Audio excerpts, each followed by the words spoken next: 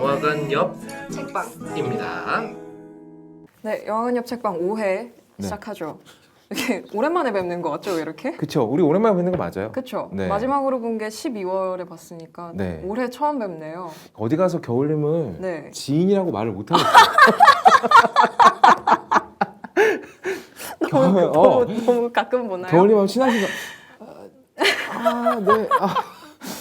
친하다고 볼 수도 있고요. 뭐. 아, 그래요? 네. 아니, 뭐 섭섭하다는 얘기는 아, 아닙니다. 네. 근데 네. 저는 되게 네. 제가 보는 사람들 중에는 자주 네. 뵙는 편이거든요. 심각한 아싸네. 약간 비즈니스적 관계에 계신 분들 중에는 상당히 이제 자주 보는 편이어서. 아, 그렇죠. 예, 비즈니스적 관계 중에서는 네네네. 자주 보는 편이 맞습니다. 네, 그렇죠. 네. 한 달에 한 번씩 꼬박꼬박 뵙고 있으니까 한 번 맞아요. 이상씩. 그건 네. 또 그렇네요. 생각해 보니까. 그럼요. 네. 그럼 뭐 친한 걸로 하고요. 네. 새해 복 많이 받으시고요. 만수무강하시고. 만수무강 그딴 얘기 하지 말라. 만수무강 그런 얘기 하지 마. 만수무강. 네. 겨울님도 새해 복 네. 많이 받으시고. 아, 감사합니다. 네. 유병장수 아니 무병장수 하시고. 장수 이게 저주를 하고 있어 왜? 잘 쉬세요. 헛나온 거예요. 헛나온 겁니다. 그러니까 말실수가 무의식을 반영한다는 말이 있는데 누가 그랬어? 누가 그런 소리를 했어? 데리고 와. 프로이트라고 아, 네, 진짜요? 돌아가신 분께서 이미 죽어버려서 어떻게 네, 할 수가 없네요. 네, 그렇습니다. 아무튼 무병장수를 목표로 열심히 해보도록 하고요. 네, 유튜브도 또 곧 네. 10만이시잖아요. 아, 그러게요. 이제 네. 9,000명 정도 남았더라고요. 네, 저의 또 카운트다운이 다가오고 있군요. 그렇습니다. 약간 지금 서로 행사에 네. 섭외가 되어 있는 상황이기 때문에 네. 정말 이상한 관계예요. 그러니까요. 부르면 가야 되고 촬영은 같이 하는데 친하진 않아. 약간 그 있잖아요. 네. 오늘 너네 집에서 파티할 건데 너도 올래? 아, 약간 그런 느낌으로. 그런 느낌이에요, 진짜. 그런 느낌으로 아. 행사에 섭외가 서로 되어 있는 약간 네. 그런 상황입니다. 어찌됐건 뭐 저랑 겨울님을 같이 구독하시는 분들은 기회가 많아지니까 뭐 그분들 그럼요. 입장에서야 나쁠 그럼요. 거 없겠죠. 우리만 네, 저희만 네. 고민 좀 하면 되는 거니까. 그렇습니다. 네, 10만 명, 제 10만 명 행사 때 네. 공연을 하신다는 소문이 있어요. 그런 얘기 제가 공연히 했죠. 네. 네.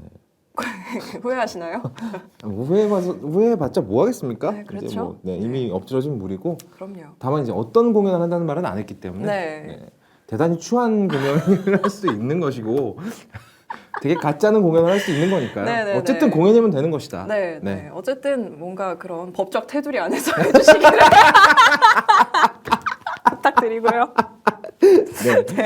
그리고 제 20만 공개 방송에서 네, 네, 네. 겨울님이 오셔서 또 이제 진행을 봐주셔야 되기 때문에 네, 사회를 제가 예. 보도록 다시 한번 하겠습니다. 말씀드리지만 여러 유튜버들, 영화 유튜버들 중에서 네. 약간 저에게 유리하게 아, 그래요? 사회를 봐주셔야 됩니다. 아, 그래요? 안 그러면 출연료 없어요.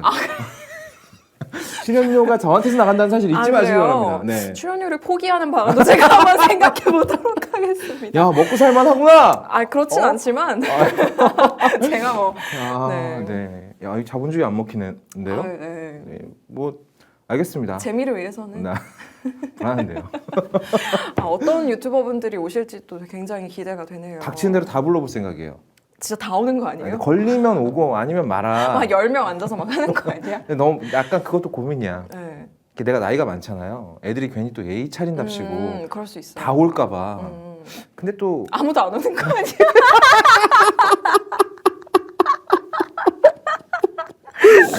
죽일 거야, 그럼 진짜. 나 민망하게 만들면 진짜 죽일 거야. 전쟁이야, 그때부터. 어?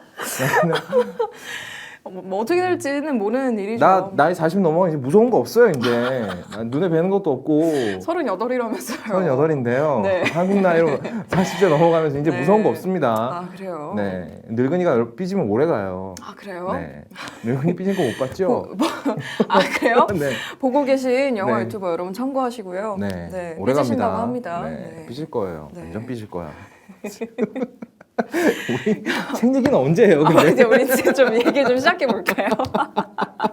우리 책 얘기합시다. 네, 우리 오늘 주제를 네. 이야기를 좀 해보도록 하죠. 네. 오늘 책도 제가 선정한 책이고요. 예. 가즈오 이시구로의 나를 보내지 마라는 책과 네버 렛미고라는 제목으로 개봉을 했던 영화를 다루기로 했습니다. 맞습니다. 네. 이 작가 이름이요. 약간 그 우동 먹을 때 위에 뿌리는 거 뭐라 그러죠?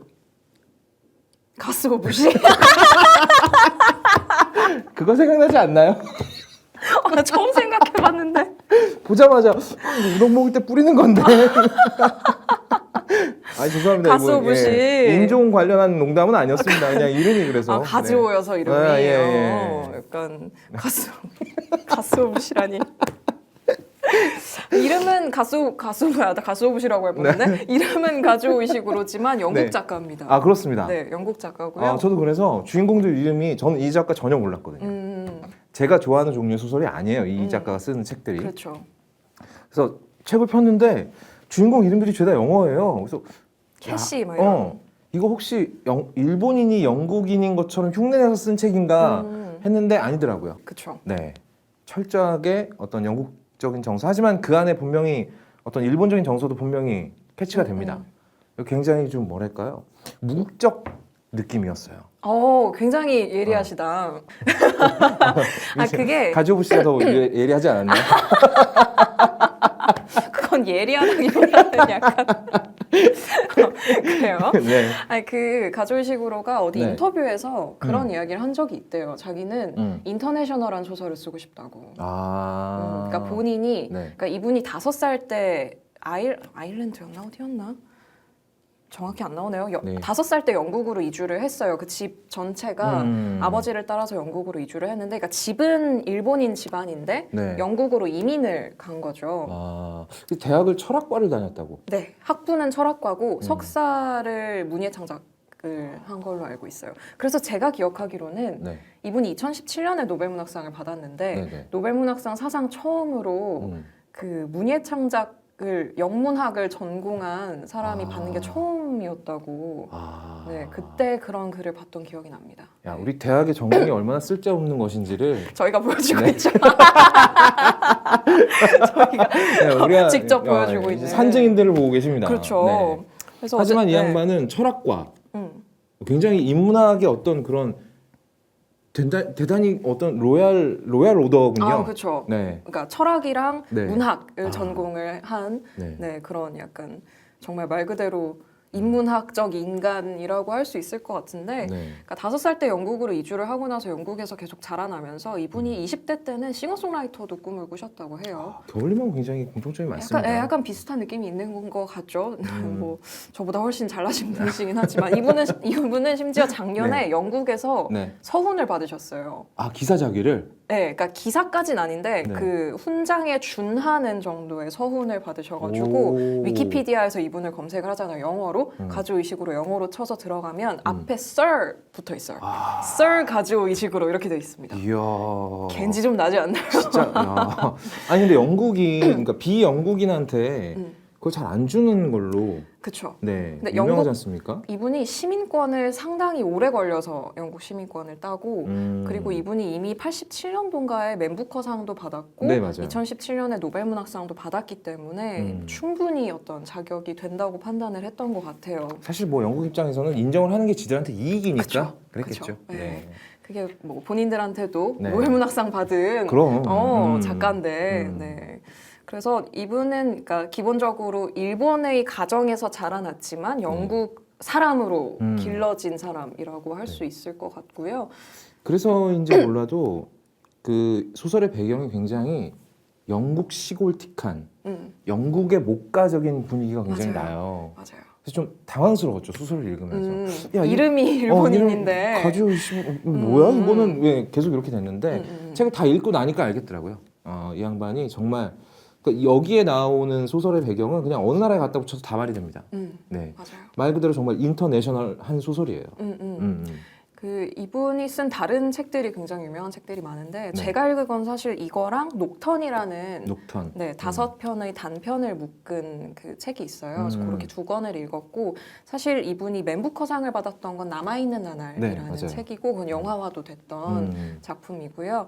나를 보내지마 같은 경우에도 이제 계속 이야기를 하겠지만 상당히 본인이 의도했던 것처럼 그러니까 약간 평행우주에 있는 것 같은 그렇습니다. 그렇죠. 이게 네. 배경이 80년대, 90년대인데 복제인간 기술이 있는 그런 굉장히 과거를 모델로 하고 있지만 SF적인 네. 그런 그래서 인터내셔널한 느낌이 그런 데서 좀 생기는 게 있는 것 같고 녹턴 같은 경우에는 그런 본인이 싱어송라이터를 지향했던 하고 싶어했던 음악에 대한 애정 같은 게 들어있는 단편집들이에요. 아, 저는 읽어보지 못해서. 네, 근데 그 책 같은 경우도 그 느낌이 문체가 이제 본인의 문체가 있으니까 느낌이 상당히 비슷하고 네. 그런 인간의 그러니까 좋은 문학들은 항상 인간의 보편적인 그런 그렇죠. 부분들을 정서를, 정서를 건드리는 건드리잖아요. 그래서 녹턴도 음. 약간 그런 느낌이 있고요. 전 남아있는 나날을 되게 읽어보고 싶은데 혹시 영화를 보셨나요? 남아있는 영화는 나날을? 제가 봤는데 기억에 남아있질 않아요.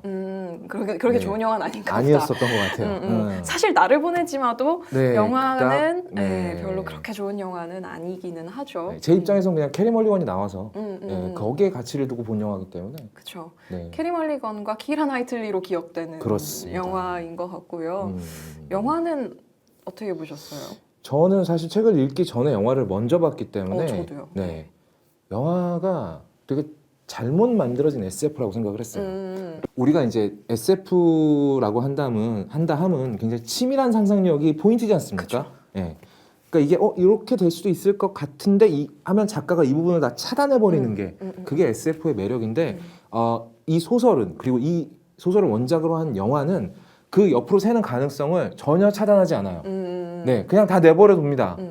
그리고 영화가 직진하는 속도도 굉장히 느려요. 맞아요. 그렇기 때문에 영화를 보면서 계속 딴 생각이 듭니다. 야, 나 같으면 도망가겠다. 뭐 하는 거야? 막. 그러니까 막 네. 설정이 그렇게 엄격하지가 않은 거예요. 그렇습니다. 네. 흔히 우리가 이제 SF 중에 망작을 뽑으라 그러면 마이클 베이의 아일랜드를 뽑지 않습니까? 그렇죠. 아일랜드. 아일랜드 정말 이해할 수 없는 영화예요. 되게 네. 이상한. 네. 네. 아니 클론들이 도망가는데 굳이 저렇게 자동차들이 부서질 이유가 있나? 그런데 오히려 이야기의 얼개라든지 어떤 설정의 촘촘함은 아일랜드보다도 헐겁습니다. 그렇죠. 네. 그래서 굉장히 당황스럽죠. 이게 뭐야? 뭐지? 이게 뭐지? 그러니까 되게 아일랜드는 배경이 미래 세계 같잖아요. 그렇죠. 다들 하얀 옷 입고 있고 되게 뭔가 그런 디지털한 뭔가가 맞아요. 있는데 이건 네버램이고 영화는 진짜 무슨 영국 농가에서 네. 진짜 다 허물어져가는 헛강 같은 데서 맞아요. 모여서 살고 아무것도 없어요. 아무것도 없고 맨 처음에 막 시작하면 영국의 정말 흔한 사립학교 네. 같은 데서 기숙학교 같은 데서 음. 시작을 하기 때문에 SF라는 느낌을 처음에 전혀 없죠. 못 봤다가 뭔가 이상한데? 라는 생각이 점점 들면서 그렇죠. 네. 이게 SF구나라는 걸 깨닫게 되는 네. 네, 그래서 그렇게 엄격하지가 않죠, 설정 자체가. 그래서 오히려 이렇게 읽으면서 혹은 보면서 생각을 되게 많이 하게 되는 스타일이에요. 맞아요. 사실 이 영화 같은 경우에는요, 그 배경으로 해서 오만과 편견을 찍는다 그래도 아무 상관이 네, 없어요. 전혀 거부감이 없습니다. 애들이 팔에 맞아요. 뭐 이상한 거 하나 차고 있는 거 말고는 아무것도 거부감이 드는 게 없을 정도로 어떤 SF의 장르적 문법에서는 굉장히 극단적으로 떨어져 있는 영화 책이라고 보면 될 것 같아요. 맞아요. 네.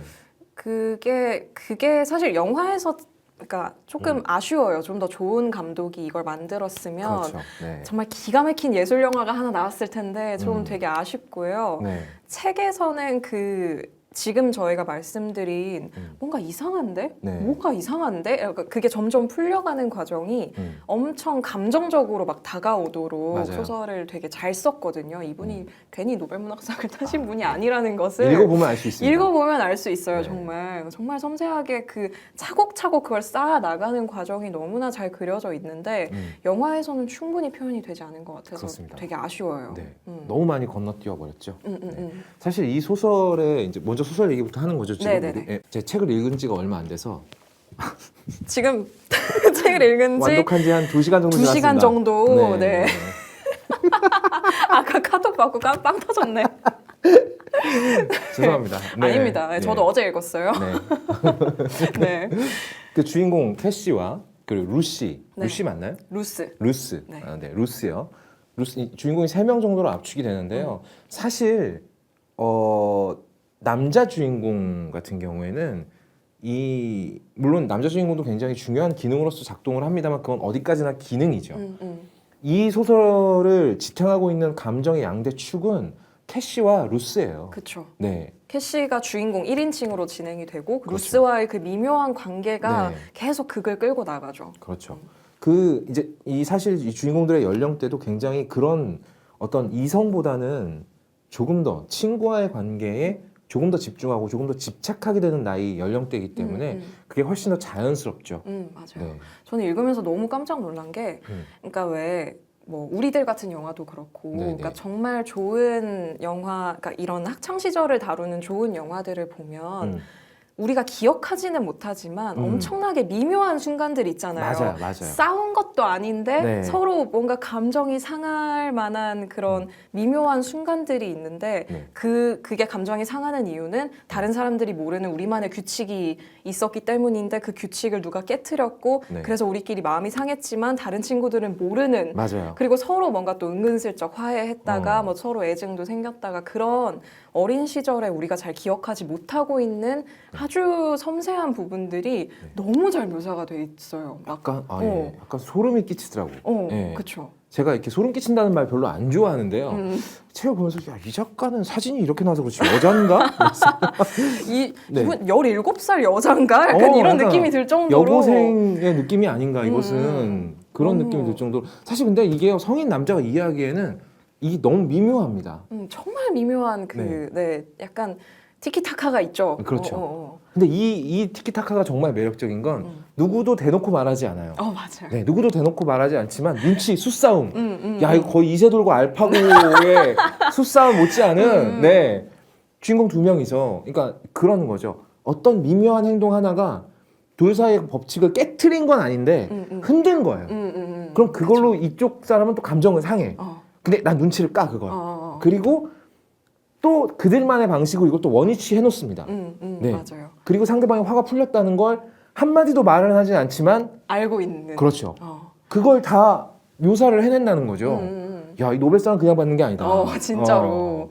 이거를 그러니까 이걸 본인이 생각해서 상상해서 네. 썼다는 게 되게 놀라울 정도로 그런 감정의 섬세함이 정말 놀라웠던 게 그러니까 우리 어렸을 때 생각을 해보면 네. 사실 다 잊고 살지만 그런 게 그렇죠. 있잖아요. 막 이렇게 뭐 어디가 아지트고 항상 어떤 규칙 같은 거 예를 들어서 네. 여기서 루스랑 그 캐시 같은 경우에는 잠에 들기 전에 침대맡에서 나누는 대화가 되게 중요한 의식 그렇죠. 같은 건데 네네. 그런 의식들을 다 거치잖아요. 우리 다 기억은 못하지만 그런 데서 드러나는 감정 묘사가 정말 섬세하고 근데 단순히 이런 감정 묘사 때문에만 이 책이 대단한 건 아닌 것 같고요. 네, 물론 그렇죠. 그것도 정말 네. 중요한 요소인데 이 전체의 그런 두 사람의 막 미묘한 신경 다툼이나 감정 애증 같은 것에 기저에 깔려 있는 설정이 네. 읽는 사람을 너무 마음이 아프게 하는 그렇죠. 거죠. 네. 이 모든 학생들이 다 복제인간이라는 사실이 네. 이 미묘한 감정들을 더 슬프게 바라보는 사람이 더 슬프게 만드는 네. 그런 장치로 기능을 하죠. 초장의 이 책의 한 1장 정도는 약간 낚시 같았어요. 그러니까 얘네들이 복제인간이라는 뭐 대놓고 묘사하는 부분은 전혀 없습니다. 없죠. 네. 네, 처음엔 전혀 없죠. 전혀 없다가 그냥 너무나 평범하고 너무나 진짜 어디가 지금 초등학교 교실에 가도 만날 수 있을 것만 같은 뭐 초등학교, 중학교, 고등학교 교실에 가도 만날 수 있을 것만 같은 섬세한 여자 아이들의 세계에서 일어나는 일들을 막 묘사를 해요. 그러다가 이제 이 챕터 2 정도에서 얘네들이 싸그리다 복제인간이며 사실 챕터 1에서도 약간 뭔가 이상한 건 있죠. 그게 이상한 걸 처음 느끼게 되는 순간이 그러니까 책을 조금 꼼꼼하게 읽으시는 분들은 아마 여기서 뭔가 싶으신 게 있을 거예요. 17페이지에 그러니까 처음에 소설이 시작하고 한 2장 정도를 읽다 보면 이런 단어가 나와요. 어딨냐? 17페이지에 이런 말이 나와요. 그는 자기 삶이 곧 완결되리라는 것을 알고 있었고 맞아요. 근데 이 완결이라는 단어가 되게 이상한 단어잖아요. 삶이 완결된다는 게 도대체 무슨 말이야? 라는 게 처음에 약간 그러니까 뭔가 읽는 사람이 이해는 할 수 있죠. 삶이 네. 완결됐다는 건 뭐 죽었다는 뜻인가? 뭐 본인이 꿈을 이뤘다는 뜻인가? 그냥 처음에는 아무 뭔가 의심 없이 받아들였다가 읽으면서 아, 이 완결이란 단어가 그렇죠. 이래서 완결이구나라는 걸 느끼게 되는 그래서 이게 처음에 읽을 때 약간 암시를 주죠. 그런 네. 식으로. 계속 암시를 던져요. 근데 이제 저 같은 경우에는 약간 이렇게 한번 슉 가서 읽고 이제 다시 한번 아 이게 이런 거였구나라고 이제 다시 앞으로 돌아가면서 계속 읽는 스타일이라서 처음에 그냥 넘어갔는데 완결 마치 이거는 시작이 끝났다 뭐 이런 느낌이잖아요. 그래서 뭔가 있다는 느낌은 계속 오는데 계속 이상한 분위기가 있어요. 예, 계속. 게다가 사실 이 연령대의 아이들이 기숙학교에서 이렇게 생활한다는 것 자체도 약간 익숙하진 않죠. 그렇죠. 좀 네. 뭔가 이상한. 자연스럽지 않아요. 근데 그 사이에서 우리가 어렸을 때 한 번쯤은 가져봤을 법한, 저 이 책 읽고 생각나는데, 제가 초등학교 때 짝꿍이랑 네. 왜 있지 않습니까? 책상 같이 좀 이렇게 선 근거놓고 그어놓고. 그래서 거기 항상 이렇게 지우개를 올려놨었어요. 같이 쓰는 공룡이다 이거. 근데 이제 짝꿍이 뭐 기분이 안 좋거나 이러면 지우개를 이렇게 탁 쳐버려. 이런 거 있지 않습니까? 이런 거. 네.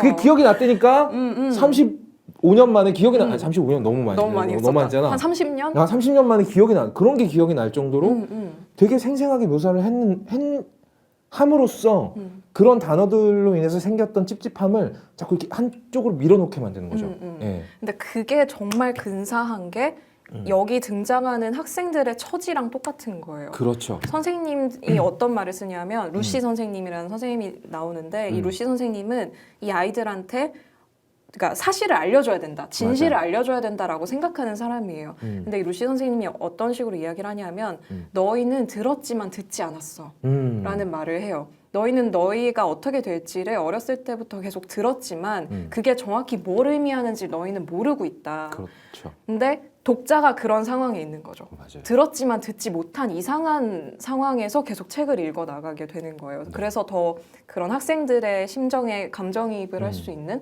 이게 물론 1인칭 소설이어서 그런 것도 더 있지만 네. 쓴 방식 자체가 그런 식의 감정이입을 유도하는 네, 그렇게 쓰여 있어서 더 마음이 가게 되는 게 있죠. 맞습니다. 이 약간 그런 느낌이에요. 그 왜 시장 바닥 가면 이렇게 돌 올려놓고 세 개 덮은 다음에 야바위라 그러죠. 네. 네. 약간 야바위 느낌의 네. 뭐 이렇게 천박하게 표현해서 죄송합니다만 네. 그러니까 분명히 내가 봤는데 이 어디로 가는지 모르겠는 거예요. 그러다가 나중에 이게 또 이렇게 확 까발리는 스타일도 짠! 아니고 이게 아니에요. 아니에요. 하나하나 하나하나 여는 거죠. 정말 천천히 뭔가 이렇게 보여주는데 네. 그걸 이렇게 확 까발리면 보는 사람이 헉 이런 네. 충격이 있겠지만 그런 게 아니어서 네. 이렇게 감정이 점점 고조되는, 천천히 고조되는 식으로 썼기 때문에 더 여운이 오래 남는 소설인 것 같아요. 그렇죠. 그리고 흥미로운 건 그러니까 책을 읽는 사람의 연령대와 주인공의 연령대가 가까워질수록 조금씩 드러나죠. 그렇죠. 네. 그러니까 어린 시절을 주인공들과 같이 추억하다가 이 주인공과 내가 본격적인 감정이입을 할 수 있는 그런 상황이 되면 이 주인공의 처지를 그때 독자들은 다 알게 되는 거예요. 당황스럽죠. 뭐야? 얘들이 그런 거였어? 라는 거죠. 그렇죠. 네. 그러니까 책의 배경 설명을 잠깐 드리면, 혹시 안 읽으신 분들을 위해서 배경 설명을 드리면, 이 책은 일단 캐시 H라는 사람이 본인을 소개하면서 시작을 해요. 내 그렇죠. 이름은 캐시 H다라고 하면서 지금 간병인으로 일을 하고 있다라고 이야기를 해요. 근데 이 간병인이라는 게 무엇인지는 이제 뒤에 가서 드러나게 되는데, 그래서 캐시 H가 이제 본인의 학창 시절을 추억을 합니다. 그게 헤일섬이라는 기숙학교인데요.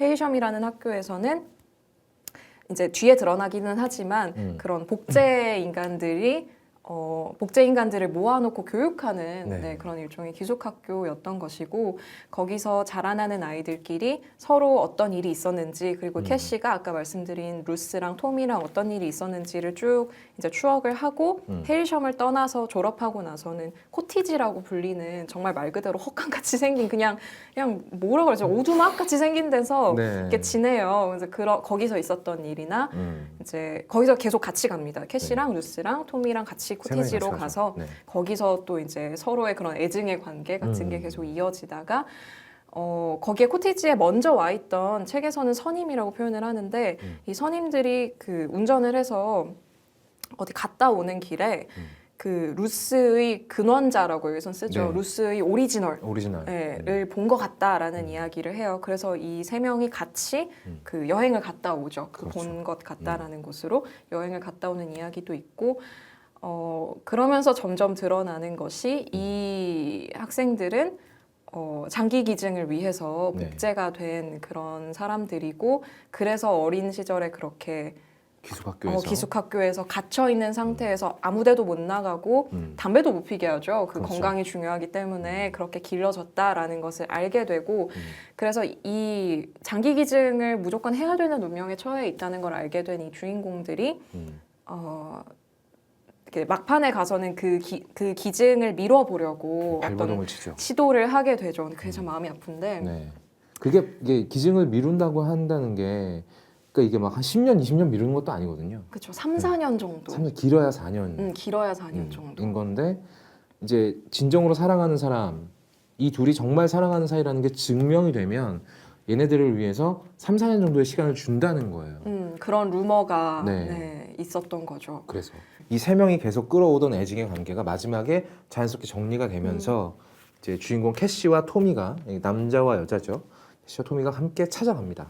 그 수명 연장의 꿈을 가지고 그 헤이섬 기숙학교에 네. 자주 오던 마담이라는 알 수 없는 존재의 주소를 알게 돼서 그걸 네. 루스가 죽기 전에 전해주죠. 맞습니다. 그래서 막 그동안 그렸던 그림들이랑 우리한테 영혼이 있다라는 걸 입증하기 위해서 막 그동안 그렸던 그림들이랑 이런 거 가지고 마담한테 찾아가는데 그런 건 없었죠, 사실. 네, 근데 사실 이 둘이 길을 떠날 때부터 약간 느낌이 들지 않았나요? 만약에 내가 클론들을 관리하는 사람이라면 굳이 그런 불필요한 제도를 만들어서 그렇게 하지 않겠죠. 공평하지 못한 상황을 만들지 않았을 것 같거든요. 그리고 본인들도 알았을 것 같아요. 가면서. 캐시는 알고 있었을 것 캐시는 같아요. 분명히 알고 있었던 것 같고 음. 그냥 정말 아닐 것 같지만 네. 마지막 희망을 걸어보는 느낌으로 네.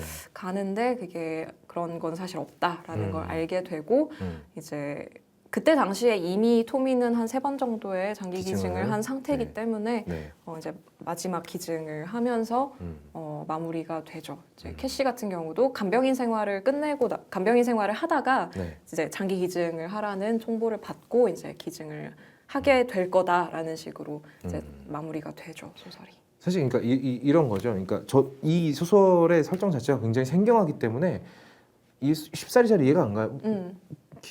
장기 기증을 왜? 그러니까 클론들이 태어나게 되면 마치 문과와 이과로 갈리듯이 먼저 간병인 생활을 하고 나중에 이제 기증을 하게 되거나, 그러니까 몸의 장기들을 빼서 남한테 주는 거죠. 보통은 이제 몸에서 빼낼 수 있는 장기라는 게 사실 그렇죠, 정해져 있죠. 네, 빼내고 나서도 살아있을 수 있다는 게 그 영화를 보면은 이렇게 눈이 하나 없는 사람도 등장을 합니다. 그렇죠, 뭐 그 사람은, 각막이나 각막을 빼준 거죠. 그리고 뭐 끽해봐야 뭐 허파? 신장? 신장. 뭐 간을 한 절반 정도 잘라준다거나 이렇게 되면 이제 점차 쇠약해지다가 3번째 기증이 끝나고 나면 대부분 죽고. 그렇죠. 3번째, 네. 4번째에서 네. 대단히 잔인한 운명이에요. 네. 진짜 사실 이게 너무 차분해서 그렇지 진짜 맞아요. 끔찍한 얘기잖아요. 정말 끔찍한 얘기거든요. 소설을 읽다 보면 그렇게 끔찍하다는 생각이 안 들 정도로 너무 차분한데 사실 이렇게 얘기해놓고 보면 진짜 너무너무 끔찍한 이야기거든요. 심지어 네. 그 학생들을 기르는 환경도 헤일섬이 그나마 나았다라는 게 나중에 나오죠. 네. 다른 데서는 다 사육장처럼 그냥 기르고 헤일섬이 그나마 교육도 시켜주고 인간 대접해주고. 인간 대접해주고 그런 곳이었는데 그마저도 이제 폐교가 되죠. 네. 정말 사실 배경적으로는 끔찍한 이야기이죠. 네, 대단히 끔찍한 이야기이면서 이게 생각을 하면 할수록 말이 안 된다라는 느낌도 네, 계속 옵니다. 말이 안 되지. 네, 일단 클론이 태어나게 되면 그 사람은 이게 감정적 어떤 종교적 이런 걸 떠나서요 법적으로 인간이에요. 그 사람은. 그쵸. 네, 인간을 그렇게 사육했다가 거의 도살이지 않습니까? 이거는. 네, 이게 말이 안 되는데. 이게 이상한 거예요. 이게 말이 안 되는 상황인데 이렇게 끔찍하고 막 정말 끔찍하고 말이 안 되는 상황인데 너무 자연스럽게 네. 얘기를 하니까 그냥 약간 설득이 되는 네, 야박이라니까 진짜. 뭔가 읽다 보면 어느새 설득되어 있는 약간 그런 이상한 맞아요. 네 그런 느낌이죠. 이게 사실 SF 소설이 가져야 되는 가장 큰 금기를 깨트린 작품이다. 네, SF 소설은 치밀함. 네, 물론 스타워즈는 저는 SF라고 보지 않습니다. 네. 네. 그건 스페이스 오페라죠. 네. 치밀함이거든요. 가령 우리가 블레이드 러너 우리 얘기를 했었으니까 블레이드 러너에 나오는 리플리컨트들의 설정은 대단히 치밀했습니다. 그렇죠. 네, 인간보다 뛰어난 신체적 능력을 갖고 있지만 수명이 걸리는 존재들이었다는 거죠. 그리고 이제 뭐 인간하고 워낙에 흡사하기 때문에 뭐 구분하는 검사가 있고 뭐 아무튼 이런 그런 사소한 설정들이 감정이입을 도와요. 야, 이럴 수 있겠다 정말 이런 생각이 드는데 나를 보내지 마라는 소설은 그런 감정이입을 도와주는 장치가 전혀 없습니다. 네, 아예 없어요. 적은 게 아니라 없어요. 그러니까 없는데 그냥 드립다 이런 거라고 하는데 또 그게 설득이 되는 거죠. 그니까요. 이게 네. 뭔가 SF적으로, 그러니까 네. 이게 약간 그런 느낌이에요. 그러니까 읽을 때는 SF라는 느낌이 많이 안 들고요. 돌아서서 생각해 보면 맞아요. 잠깐만 이거 SF잖아. SF야. 약간 이런 느낌이 드는. 음. 굉장히 우리가 보통 생각하는 SF랑은 많이 분위기가 다른 그렇죠. 그런 소설이라고 할 수 있을 것 같고 그래서 오는 문학성 같은 게 있는 것 같아요. 그러니까 이게 어떤 엄밀한 어떤 SF적 설정을 통해서 사람들한테 새로운 세계를 설득시키고 이런 게 아니라 네. 너무 태연하게 그냥 우리 사는 얘기처럼 맞아요. 해버리는 바람에 네. 거기서 오는 약간 문학성 같은 게 있는데 그러니까 제가 이 책을 다 읽고 나서 처음으로 딱 들었던 생각은 되게 슬픈데 눈물이 안 난다는 거였어요. 맞아요. 네. 너무 슬프고 가슴이 막 너무 먹먹한데 눈물이 안 나. 그러니까 이게 사람을 막 클라이막스로 몰고 가서 막 네. 눈물을 빼는 소설이 아니에요. 클라이막스 자체가 존재하질 않아요. 그런 게 없어요. 그러니까 계속 뭔가 마음을 이렇게 무겁게 만드는 네. 그냥 그런 게 있는데 그게 어디서 오는 걸까를 생각을 해봤더니 그러니까 제가 이 소설에 등장하는 등장인물들이 너무 딱하고 막 안타깝고 그러면서도 완전히 마음을 줄 수는 또 없게 해놨잖아요. 네, 성격 맞아요. 설정들을. 네, 맞아요. 네. 그러니까 그런 복합적인 느낌이 드는 이유가 뭔지를 생각해 봤는데 이 소설에 등장하는 모든 그 복제 인간들은 그러니까 고향도 허락되지 않고 죽음도 허락되지 않는 인간들인 거예요. 그렇죠. 그러니까 우리가 인간이라고 할 때, 우리가 삶의 의미를 찾는다고 할 때, 우리가 탄생과 죽음에서 의미를 찾잖아요. 그게 우리의 삶을 규정하기 때문인데, 얘네들은 고향도 없고 네. 죽음도 선택할 수 없는 사람들인 거예요. 그냥 태어나기를. 그렇죠. 심지어 그 와중에도 뭔가 그런 유토피아 같은 걸 꿈꾸기도 하죠. 왜 그 잃어버린 것들이 다 네, 모인다는 맞아요. 섬, 뭐 그런 네. 지역이 있다 이런 이야기가 나오는데 노퍼트 지역인가? 네. 거기에 뭐 잃어버린 게 다 글로 간다더라 이런 얘기를 하면서 일종의 유토피아에 대한 환상 같은 것도 가지긴 하지만 결국은 사실 거기도 아무것도 아닌. 그렇죠. 물론 이제 캐시가 어떤 테이프를 사기는 하지만 네. 결국 이 소설에 등장하는 모든 복제 인간들에게는 인간의 기본 조건 자체가 충족이 되지 않는 거잖아요. 그게 너무 안타깝고 막 마음이 너무 안 좋은 거예요. 읽고 나서. 그래서 막 그런 고민을 하다가 사실 생각해보면 뭔가 이런 인간의 기본적인 필수적인 조건이 배제된 등장인물을 봄으로써 거기서 나의 삶을 돌아보게 하는 것도 있는 것 같아요. 그렇죠. 그러니까 이 여기에 등장하는 인물들은 다 그렇게 고향도 없고 어떤 목표 장소도 없고 정말 아무것도 갖지 못한 인간들인데 그럼 나는 어떤가를 돌아보게 만드는 그런 부분에서 굉장한 그러니까 어떤 SF적 설정이 아닌 데에서 오는 문학성이라는 게 이런 느낌이 아닐까라는 생각이 네, 좀 들었습니다. 그러니까 이 작가가 굉장히 소설을 헐겁게 만든 이유가 엄청나게 헐거운 소설에서 딱 하나 이 작가가 꽉 잡고 가는 게 있습니다. 바로 주인공들의 심리 묘사죠. 그렇죠. 주인공들의 심리 묘사를 통해서 게다가 1인칭 소설이기 때문에 굉장히 감정이입하기 좋아요. 게다가 캐시라는 인물은 굉장히 생각이 많고 자기의 생각을 굉장히 합리적으로 표현해낼 줄 아는 인물입니다. 그렇기 때문에 책을 읽는 독자의 입장에서는 자연스럽게 캐시의 입장을 공감하게 되고 캐시의 입장에서 생각하게 되죠. 그럼에도 불구하고 캐시 역시 본인의 비극적인 운명에 대해서 맞서 싸울 생각을 하지 않아요. 여기 등장하는 모든 클론들이 그렇습니다. 그렇죠. 네. 그리고 얘네들이 첫 번째 드는 생각은 이거죠. 얘네가 어쩌다가 이렇게 된 것일까라는 거죠. 보통 이런 환경에서 인간이라면 사람이라면 나였다면 저항했을 거예요. 네. 그건 100%죠. 왜냐면 담배 막 피고. 네. 담배 피지 말아요. 술 존나 먹고 막. 담배 막 피고. 그리고 담장 넘어 도망가 버리고 막. 나였으면 분명히 그랬을 텐데 이 주인공들은 전혀 그거를 어떤 옵션 중에 하나라고 생각하지도 않아요. 네. 그런 노력 자체를 안 하는. 네. 네. 그렇게 본다면 이 작가가 이야기하고 싶은 건 이 클론들이 자신의 운명을 그냥 받아들이는 것처럼 사실 수명의 길이 차이만 있지 클론이나 사람이나 나중에 죽는 건 똑같지 않습니까? 그쵸. 물론 죽는 방식은 다르지만 결국 언젠가는 우리도 뭐 몇 번의 고비를 넘겨서 그렇게 될 수도 있고 아니면 한 방에 그렇게 될 수도 있지만 언젠가는 저 세상으로 가야 된다는 것이죠. 그러면 이 죽음이라는 존재는 그래서 이 SF에서 존재하는 죽음이라는 존재가 책 밖으로 튀어나오는 거예요. 이게 나의 죽음에 대한 얘기이기도 하거든요.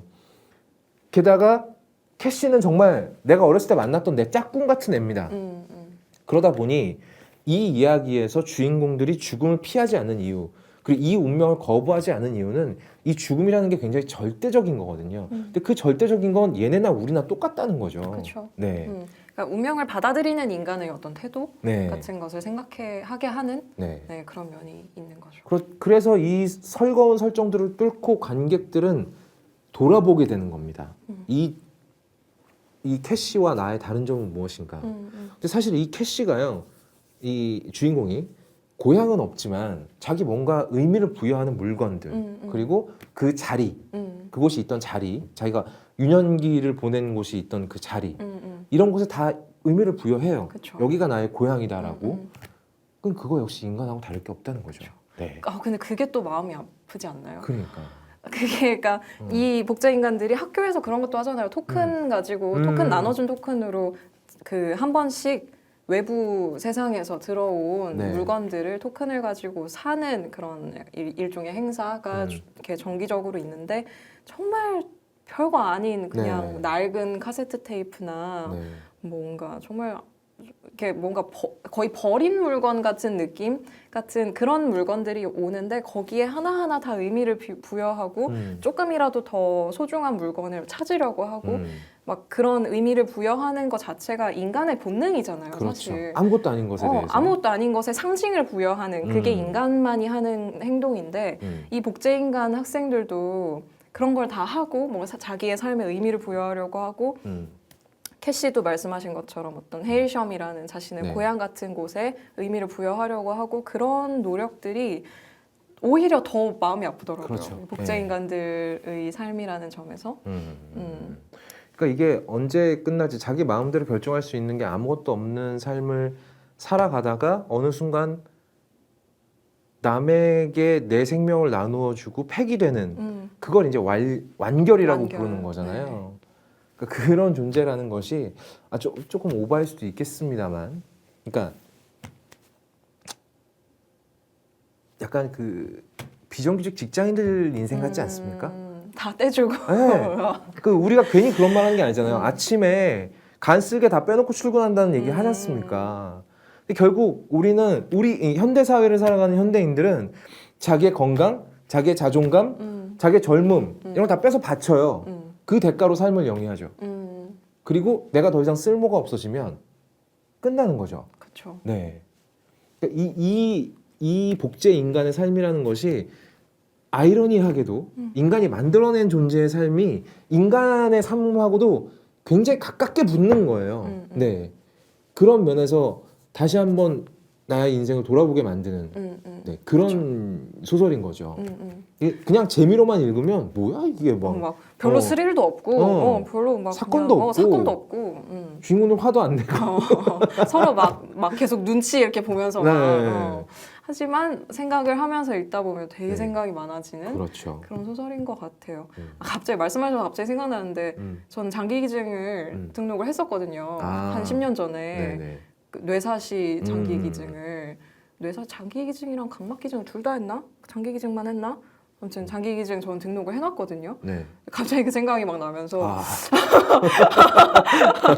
저는 죽으면 한 5명 정도 살릴 수 있나 그러면? 봐봐, 막 이런 그러면은 생각하면서 겨울님의 죽음도 결국 본인이 결정하는 게 아니잖아요. 내가 어느 날 뇌사해야지 이러고 뇌사하지 않지 않습니까?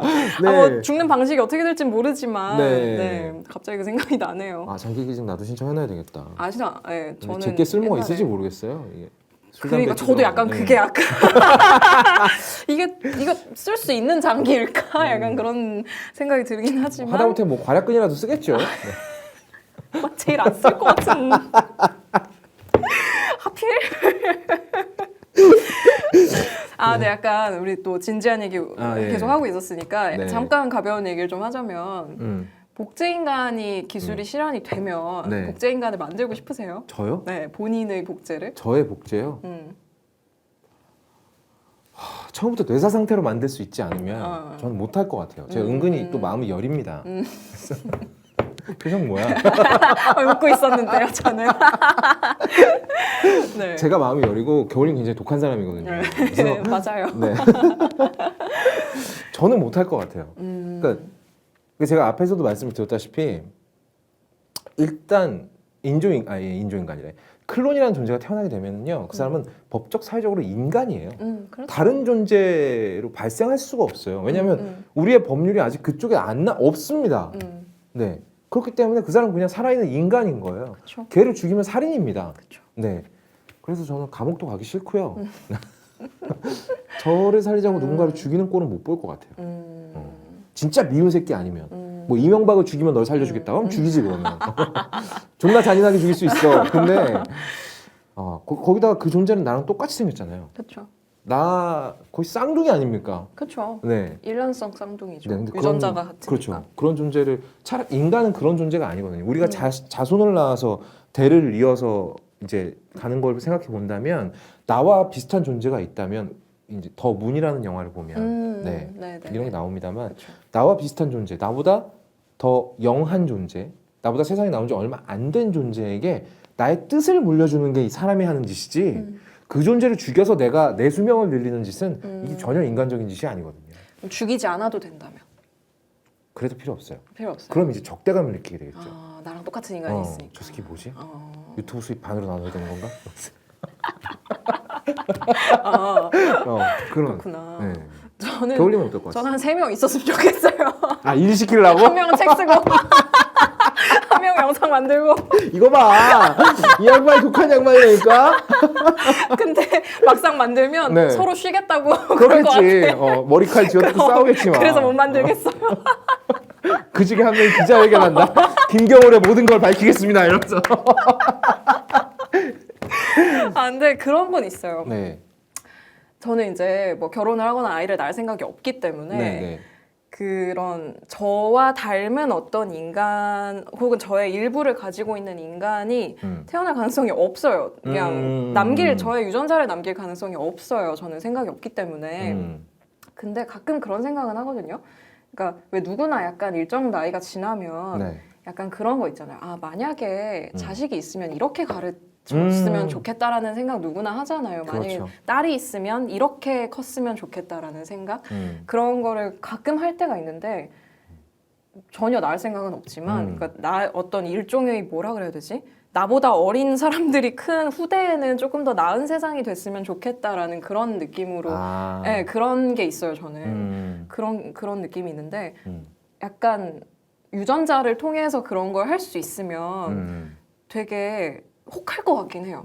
뭐 어떤 느낌인지 아시겠죠? 저는 애를 낳을 생각이 없는데 뭔가 후대에 조금 더 괜찮은 세상을 줄 수 있고 괜찮은 교육을 해서 좀 더 나은 세상을 만들 수 있으면 약간 혹하는데 좀 그런 느낌은 좀 있어요. 이게 인간적인 거라니까.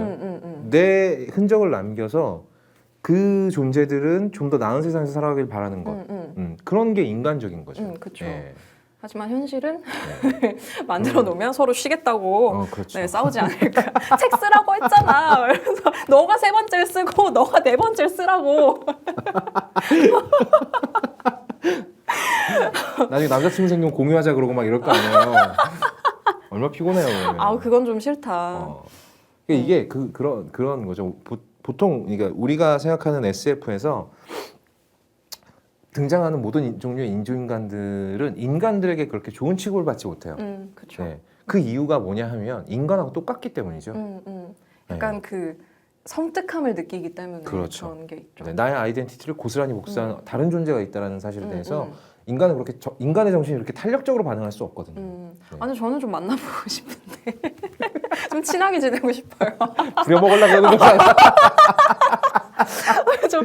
근데 누구나 그런 생각하지 않아요? 내 마음을 알아주는 사람이 있었으면 좋겠다라는 그런 건 생각하잖아요. 있죠. 네. 약간 그 말하지 않아도 내 마음을 완전히 공감해주는 존재. 그러니까 왜 우리가 되게 고독을 느끼고 외로움을 느끼면서도 근데 누굴 사귄다고 해결되거나 그러진 않잖아요. 그렇죠. 그게 뭐 어떤 관계에서 외로움이 완전히 충족되진 않잖아요. 해결되진 않잖아요. 나의 마음을 100% 알아주는 존재라는 건 사실 있을 수가 없기 때문에 그렇죠.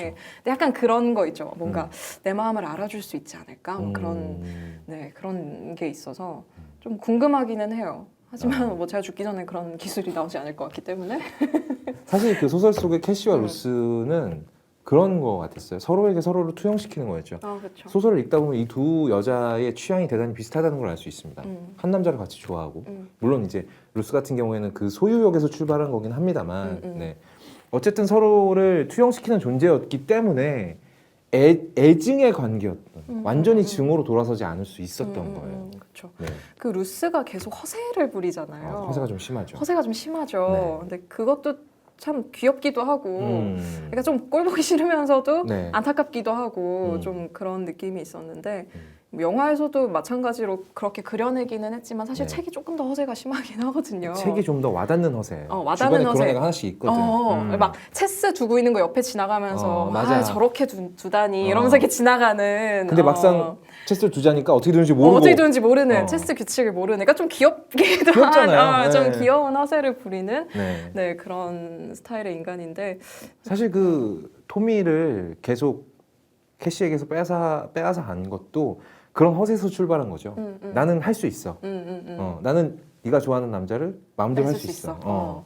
이런 거. 그런 허세가 있는 인간이. 하지만 넌 나를 버릴 수 없을 걸. 이런 허세에서 출발을 하는 거죠. 사실 옆에 두면 굉장히 고약한 스타일이에요. 그렇죠. 네. 근데 너무 이게 우리가 소설로 보고 또 복제 인간이기도 하니까 너무 귀엽기도 하고 안타깝기도 하고 막 그런 마음으로 그렇죠. 네. 계속 지켜보게 되는 게 있죠. 이 소설은 단순히 그냥 우리가 흔히들 얘기하잖아요. SF에서 등장하는 인간보다 더 인간적인 복제 시기 리플리컨트 인조인간. 근데 이거는 그런 단어로 표현되지 않습니다. 인간보다 더 인간적인 이런 게 아니라 그냥 인간이에요. 그냥 인간이죠. 네. 그냥 인간. 그냥 인간입니다. 통째로 인간이에요. 인간이 아닌 부분이 단 하나도 없는 거죠.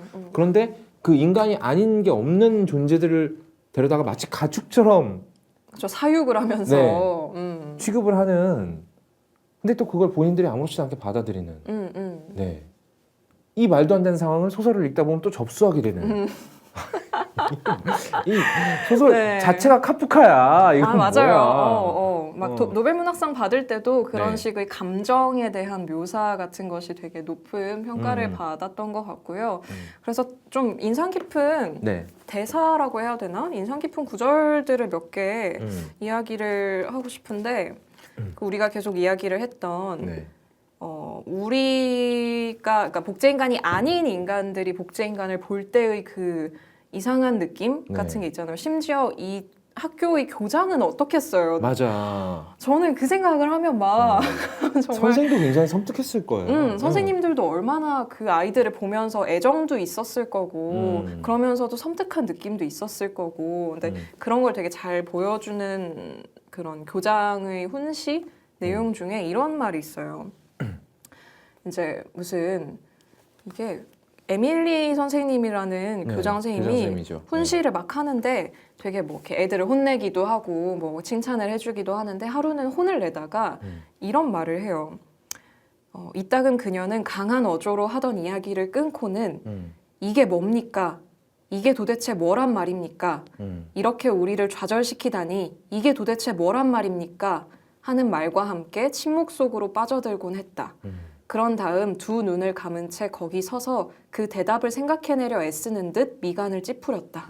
근데 이 말이 이게 도대체 뭐란 말입니까? 맞아요. 라는 말이 단순히 학생들을 타박하기만 하는 말이 아니라 그냥 이 상황 전체에 대해서 본인한테 물어보는 말 맞아요. 같았어요. 네, 본인한테 하는 말이죠. 이게 도대체 뭐란 말입니까? 라고 이야기를 하는, 여기서 되게 그 복제인간들을 모아놓고, 그 또 나름대로 교장 선생님은 사육을 하지 않고 맞아요. 인도적인 방법으로 이 복제인간들을 기르려고 하는 어떤 무브먼트를 하고 있었던 사람이기 때문에 네. 이게 더 본인한테 맞아요. 날카롭게 와닿았을 것 같아요. 네. 하지만 그 인간적인 대접은 결국 그 현실을 바꾸지 못하면 오히려 더 잔인한 게 될 수도 있거든요. 그렇죠. 이 학교에서 학생들을 통제하기 위해서 굉장히 교묘한 방법들을 많이 써요. 아이들의 심리를 네, 이용한. 울타리 밖으로 나가면 뭐 네. 밖으로 나갔다가 팔다리가 잘려서 죽은 애가 뭐 나무에 묶여 있었다는 그런 이상한 괴소문을 만들어내고 그쵸. 사실 그 소문이라는 거는 아이들의 상상력으로 나올 수 있는 소문은 아니거든요. 맨 처음 작성한 사람, 맨 처음 이걸 작성하고 결제 꽝 찍은 사람 분명히 어른일 거란 말입니다. 네. 그렇죠. 그리고 또 뭐랄까요? 그런 사소한 행사들을 통해서 그 코인, 토큰. 네, 토큰이나 토론을 시킨다든지 이런 교육들이 오히려 나중에 뒤에서 생각해보면 더 큰 기만이 될 수도 있어요. 진짜 기만적이라는 느낌이 막 들죠. 네, 더 심각한 기만일 수도 있거든요. 그쵸. 그래서 막 고민하게 돼요. 이게 더 큰 기만인가? 그러면 그냥 사육장처럼 사육을 하는 건 또 네. 비인간적이잖아요. 그렇죠. 근데 이렇게 기르는 것도 너무 큰 기만이고, 그러니까 뭔가 답이 없는 그렇죠. 존재. 끝이 정해져 있기 때문에 네. 무슨 방법을 택해도 기만이 될 수밖에 없는 그쵸. 거죠. 그게 너무 좀 섬뜩한 부분이죠. 네. 이 소설은 그 선생님들의 고뇌를 이렇게 깊게 그리지는 않습니다만 이렇게 그 적은 표현으로도 충분히 와 닿아요. 그렇죠. 루시 네. 선생님이 대표적으로 그렇죠. 네, 그런 이야기를 하죠. 그리고 네버렛미고라는 이 제목 있잖아요. 나를 보내지 마라고 이제 해석은 했지만 사실 뉘앙스가 약간 다른데, 네. 그러니까 내가 가도록 허락하지 마라는 나를 가게 하지 마. 나를 가게 하지 마에 가깝죠. 그렇죠.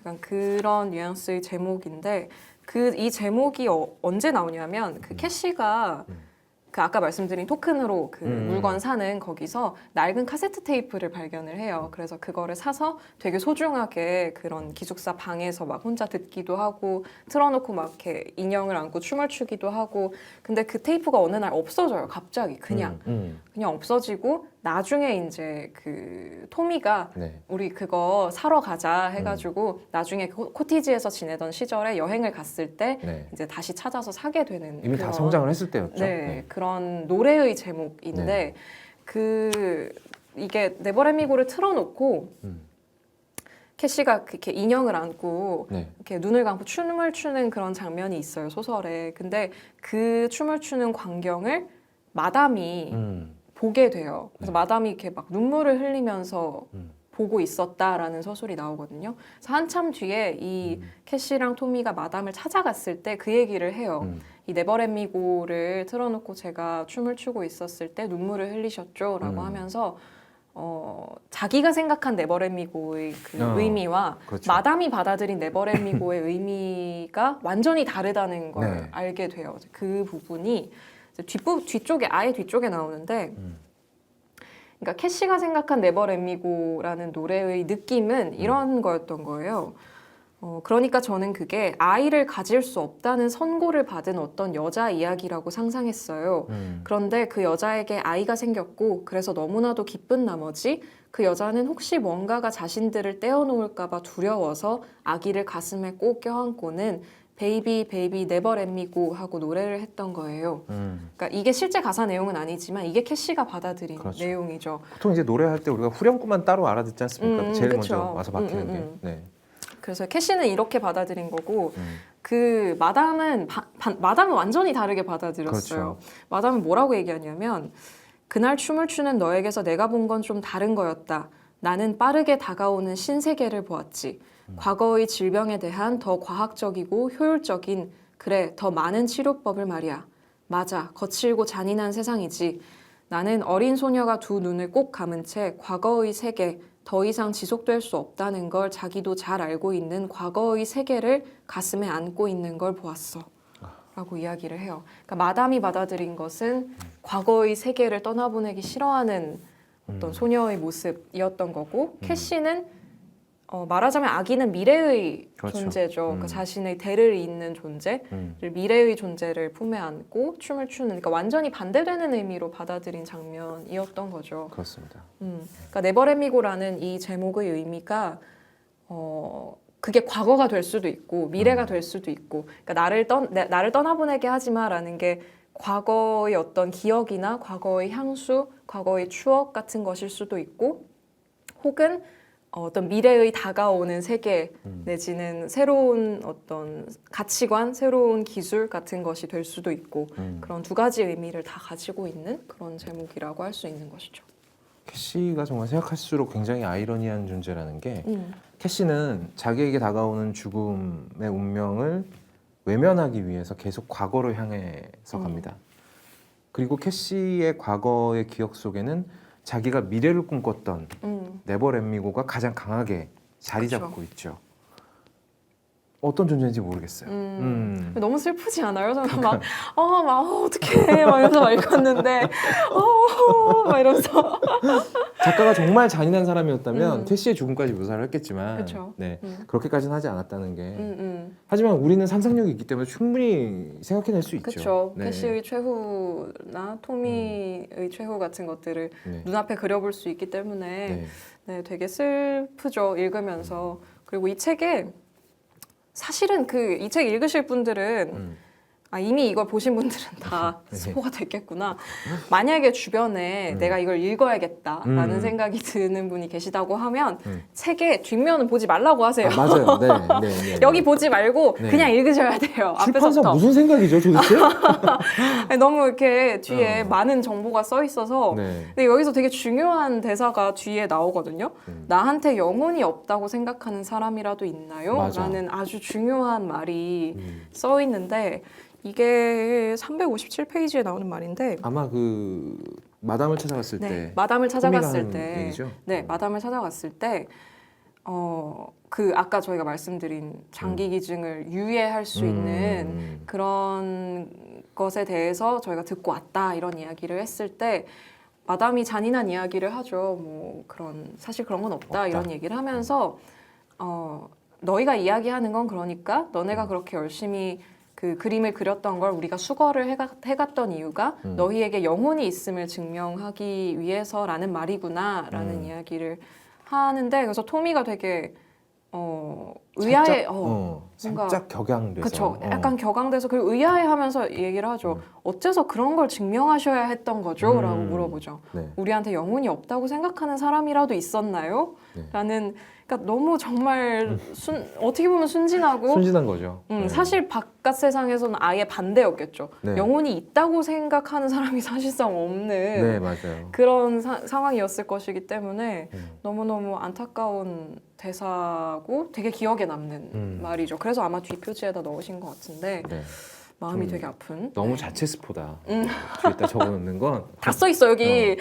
여기에 무슨 인간의 장기 이식을 목적으로 복제되어 온 존재, 클론들의 사랑과 성, 슬픈 운명을 통해 이런 거 모르고 읽어야 인간의 된다고. 존엄성을 진지하게 성찰한 문제다 이렇게 써 있어.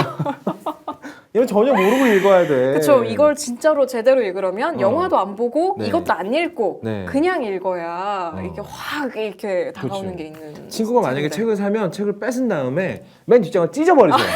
뒷표지를 그냥 북 찢어버리세요. 어. 친구가 왜 이러냐 그러면 다 너를 위해서 그러는 것이다. 다 네, 너를 위해서 그러는 것이다. 그러니까 이거 너무 여기 안 읽고 읽는 게 사실 더 좋을 것 같긴 출판사 해요. 어딘가요? 민음사인데 민음사인데 이게 참 사실 네. 이게 민음사에서 그 세계문학 고전 시리즈가 계속 나오거든요. 예. 근데 그게 정말 옛날 고전 시리즈도 계속 나오고 얘는 이제 모던 클래식이라 그래가지고 약간 현대의 고전 이런 느낌으로 계속 나오고 있어요. 저도 모던 클래식 시리즈 되게 좋아하는데 이게 모던 클래식 시리즈 3번이에요. 그러니까 되게 이미 뭐 부커상도 받은 작가고 해서 뭐 영화로도 나왔고 하니까 민음사가 되게 재빠르게 네, 모던 클래식 시리즈 3번으로 냈던 책인데 사실 모던 클래식이라는 칭호는 쉽게 받을 수 있는 칭호가 그쵸. 아니죠. 네. 현대의 고전이라는 말 자체가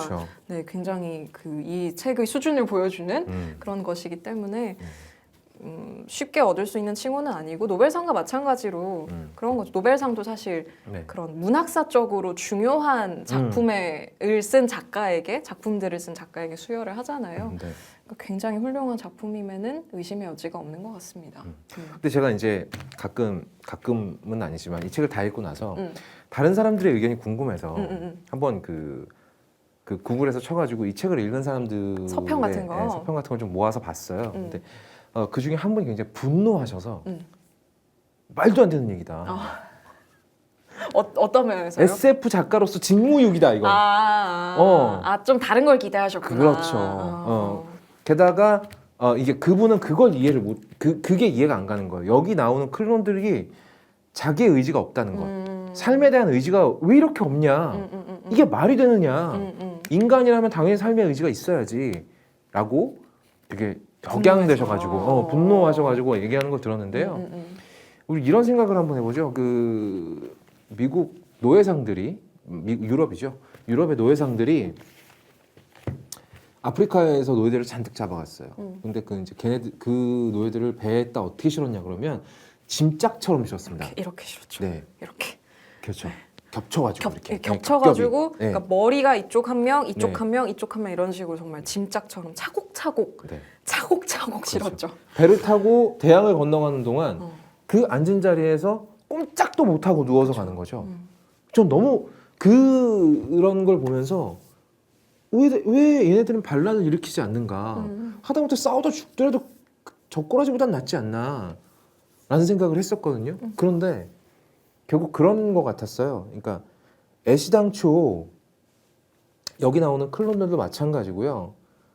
그런 정도의 상상력이 없었던 거죠. 그렇죠. 상상력을 가질 수 있는 환경이 아니었던 그렇죠. 거죠. 아니면 누군가 억지로 이렇게 제거를 해버렸던가. 여기는 클론들 같은 경우에는 교육을 받으면서 이렇게 창의력과 상상력을 제거하는 교육을 알게 모르게 받아옵니다. 그렇죠. 네, 이게 뭐 이렇게 여기 있던 곳이 그나마 좀 좋은 곳이었기 때문에 그렇게 그렇죠. 노골적이진 않습니다만. 그렇죠. 무슨 세뇌 교육을 했다기보다는 네, 네. 그냥 환경 자체가 그렇죠. 왜 우리가 왜 자주 쓰는 심리학 용어 중에 그런 거 있죠. 학습된 무기력. 맞아요. 그렇죠. 네. 뭔가 그런 가능성조차 상상할 수 없게 만드는 네. 그런 환경들이 있잖아요. 네. 그런 처지에 놓여 있었던 거죠. 그렇죠. 그 노예들 같은 경우는 아마 그랬을 거예요. 자기네들의 상식을 벗어나는 너무나 아득하게 벗어나는 걸 당해버렸기 때문에 오히려 더 반항할 생각을 못하지 않았을까. 지금 그렇죠. 제가 와서 내린 결론은 그거예요. 네. 그런 부분도 분명히 있었을 거예요. 네. 그리고 이제 이 소설은 사실상 그런 태도 자체가 아까 말씀하셨다시피 현실을 사랑하는 인간과 다르지 않은 부분들이 있는 거죠. 그러니까 운명을 받아들이는 인간의 자세 같은 것에 대해서도 함께 그렇죠. 이야기를 하고 있기 때문에 네. 그렇게 설정된 것이기도 하겠죠. 그러니까 여러 가지 의미가 있는 것이어서 그런 약간 엄밀한 SF를 기대하시거나 네, 대단히 실망할 수 있죠. 그런 분들보다는 약간 조금 더 문학적인 내용이라고 네. 받아들여 주시는 게 더 좋을 것 같아요. 저는 이렇게 책을 읽으면서 계속 현실에 대입해보는 버릇이 있는데 이게 이제 학습된 무기력이라는 아까 겨울님이 얘기를 했지만 그 단어를 우리가 굉장히 많이 듣고 살잖아요. 그런데 우리 현실에서 대단히 많이 찾아볼 수 있어요, 사실. 그럼요. 네. 그러니까 이게 뭐 그 사람이 뭐 이제 요즘에 되게 취업이 잘 안 되지 않습니까? 취업 시장에서 한 4년, 5년 계속 빠꾸를 먹으면 나중에 정말 이제 그 어떤 자의식을 상실하는 순간이 옵니다. 네.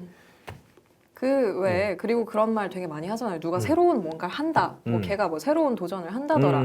그러면은 그 사람은 항상 그런 말에 노출되어 있죠. 야, 그렇죠. 그거 될 것 같냐? 맞아. 야, 그거 해봤자 안 돼. 네가 뭘 하겠다고 그런 걸 해. 그냥 편하게 살아. 이런 거 그렇지. 있잖아요. 네. 야, 지금 너 뭐 부모가 다 이렇게 해주고 다 이대로 살면 될 거 아니야? 뭐 이런 얘기 항상 듣죠. 그렇죠. 네. 너 해봤자 안 돼라는 말 정말 흔하잖아요. 사실 생각보다. 유튜브 시작할 때 얼마나 많이 들었는데 그러니까 얘기해요. 그런 말 진짜 많이 하잖아요. 네. 그런 것도 사실 학습된 무기력의 일종이죠. 그렇죠. 해봤자 안 돼라는 거. 본인들이 합숙한 무기력을 학습시키려고 드는 거예요. 상대방한테. 그런 것들이 사실 그렇게 멀리 있지 않다. 그렇죠. 네, 네. 그렇게 볼 수도 있는 것 같아요. 네.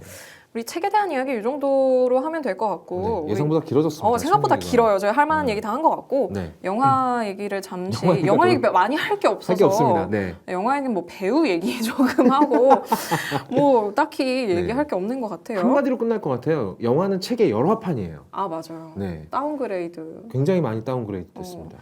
제가 유일하게 마음에 들었던 것은 음. 그 디자인. 네. 그게 유일하게 의상과 네. 의상과 그 프로덕션 디자인이 제가 그게 제일 마음에 들었고요. 배우들 마음에 들었고요. 뭐 그거 말고 풍광 정도? 풍광. 풍광 정도. 뭐 학교의 모습이나 뭐 이런 거. 네. 그건 딱 이제 뭐 그냥 우리가 상상하는 생각하는 그대로 예, 나오는 거고. 그리고 약간 미장센의 어떤 미학이라든지 카메라의 움직임으로 사람 그 등장인물의 심리를 전달하고 이런 테크닉은 거의 찾아볼 수가 없어요. 제가 진짜 눈을 부릅뜨고 봤거든요.